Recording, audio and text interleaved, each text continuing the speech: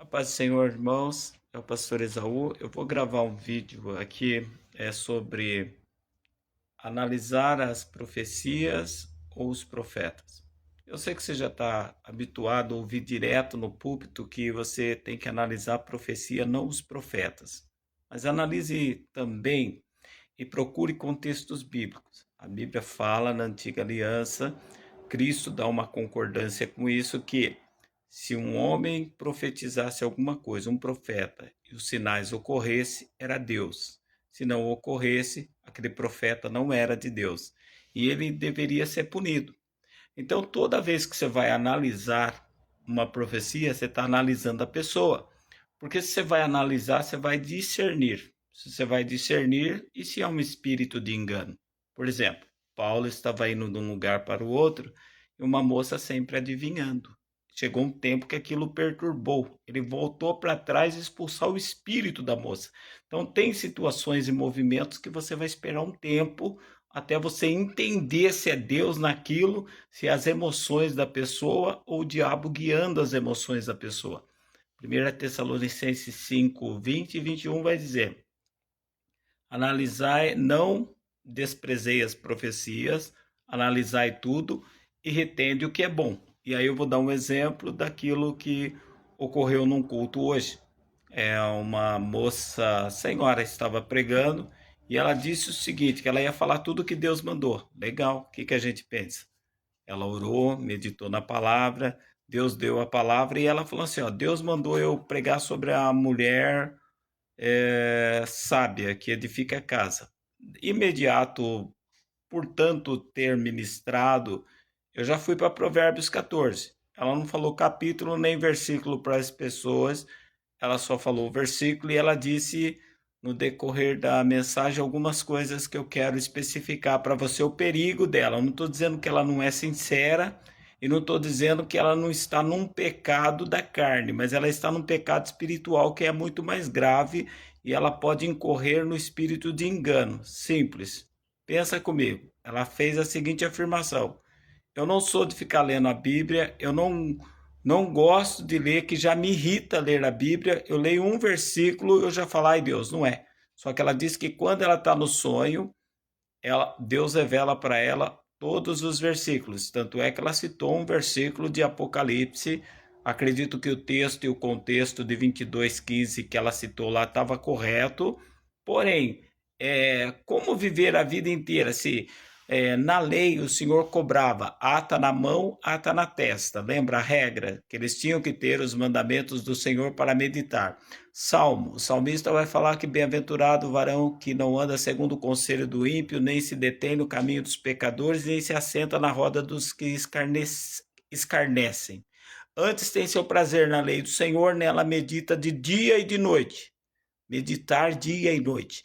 Então ela está num estágio da vida dela que ler a Bíblia irrita. E que tudo vem por revelação no sonho. E ela não afirmou que ela depois vai averiguar para ter certeza que foi Deus que falou com ela. Então, houve muitas contradições nisso. Mas nós precisamos estar cientes que quando nós vamos analisar uma profecia, nós estamos analisando o profeta. Principalmente nessa época que quando você vai puxar o DVC com testemunhas fidedignas, que você não pode acreditar no que qualquer um fala das pessoas, geralmente é uma capivara ou secreta ou algumas coisas que desagradam. Então, eu não acredito, por exemplo, se qualquer pessoa vier falar dessa senhora hoje para mim, eu não acredito no que as pessoas falar dela, mas na mensagem dela já ficou difícil eu acreditar. Algumas verdades que ela falou por inspiração é a lógica, por exemplo, como uma mulher deve ser, como um homem deve ser, mas isso não precisa ser crente para saber. Por exemplo, qualquer macumbeiro ou qualquer pessoas que adora, que são idólatras, que vai casar no cartório, ele já vai casar porque ele quer fidelidade, ele está jurando que vai ser fiel e vai querer fidelidade da pessoa. Então, observa que nem todos os comentários são realmente bíblicos, por isso que a pregação ela tem que ter texto e contexto dentro da palavra, entendeu? Ela falou muita coisa legal, mas é como falar assim, os altares estão cheios de adultério. Beleza, é uma realidade, os altares, mas nem todos.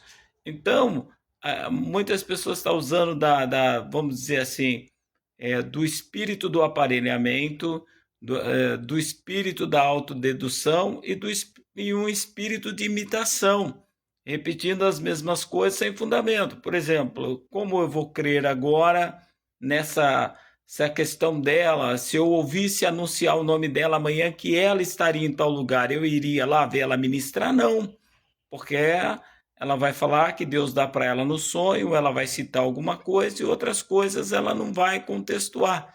E aí se torna um altar pobre, um altar limitado, sem inspiração, mais desabafos. Gostei de parte do testemunho que ela deu, de onde saiu, por que saiu, mas é só isso.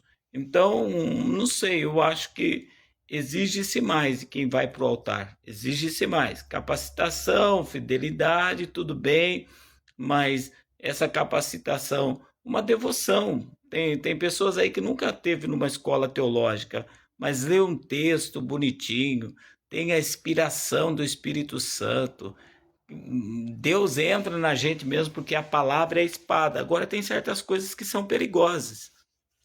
Então, guarda isso. 1 Tessalonicenses 5, 20 e 21. Analisai as profecias, né? Não desprezai as profecias, analisai todas as coisas, retei o que é bom. Reter o que é bom. Para mim, o que é bom tem que vir pela palavra de Deus. E aí eu acredito nos dons extra-bíblicos, nos dons de inspiração, eu acredito no mover de Deus. Mas eu não acredito em uma coisa sem texto, sem contexto, mal explicada e jogando coisas do cotidiano que a gente já sabe. A gente já sabe, está acontecendo, tem que ser dito, mas a gente já sabe. Agora, quando vem pela palavra, é mais consistente. Pensa nisso, que Deus abençoe.